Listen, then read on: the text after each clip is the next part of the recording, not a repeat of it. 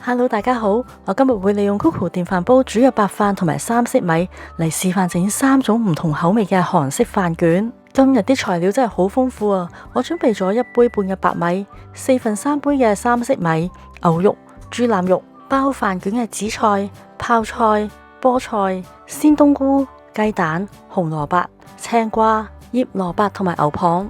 將杯半嘅白米洗乾淨，將水加到去無壓白米1.5杯嘅刻度位置，選擇無壓煮飯，再撳開始。呢一個煮飯過程大約需要30分鐘，所以呢一個時候我就開始準備其他材料。我將2隻雞蛋打匀，將佢煎成蛋餅，再切成蛋絲。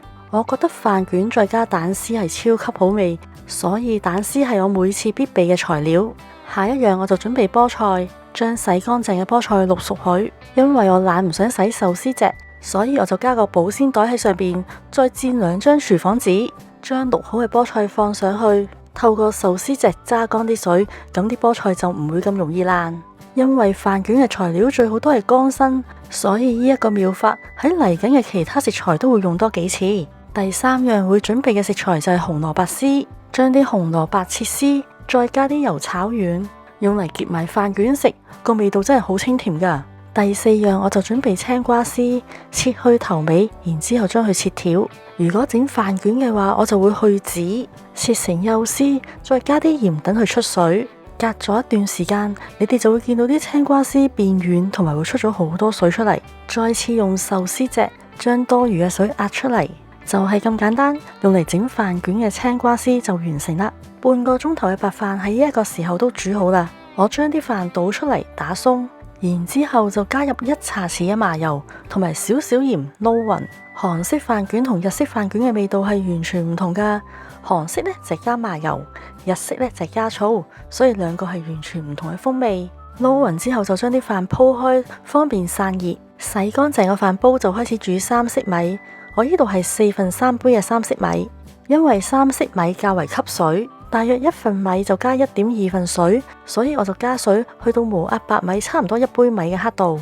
同頭先一樣，揀無壓白米嘅模式煮30分鐘。繼續準備材料，第5種嘅材料就係香菇絲，將鮮冬菇切咗個丁，然之後切絲。今次就加麻油炒香，同埋加半茶匙嘅醬油調味。炒軟咗啲冬菇之後，又準備下一個材料啦。第6同埋第7種材料就係醃蘿蔔同埋牛蒡。呢一包我喺韓印紅買，已經切晒條，好方便。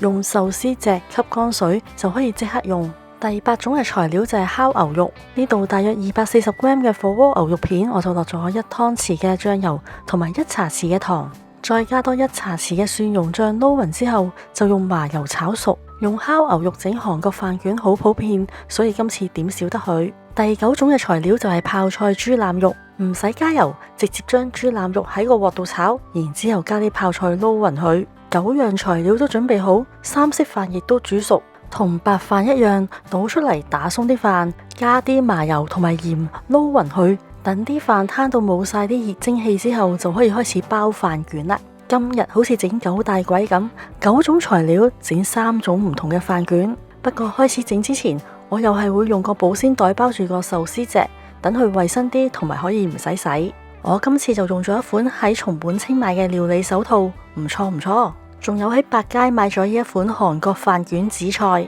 我首先就整第1款嘅三色米田園飯卷，將啲飯擺喺紫菜上邊，用個飯殼壓平，下邊留大約1cm，上邊就留大約5cm，然之後就開始放自己喜歡嘅材料啦。今次呢一個三色米田園飯卷，我就放青瓜、牛蒡絲、蛋絲、冬菇絲同埋菠菜，利用個壽司隻一路捲一路用力壓實，打翻開張隻，一條靚靚嘅韓國飯卷就完成啦。我喺個壽司隻上面加咗個保鮮袋，捲嘅過程可以更加衛生，因為壽司隻如果整污糟咗，真係其實幾難洗噶。其實除咗包保鮮袋，包保鮮紙都可以做到同樣嘅效果。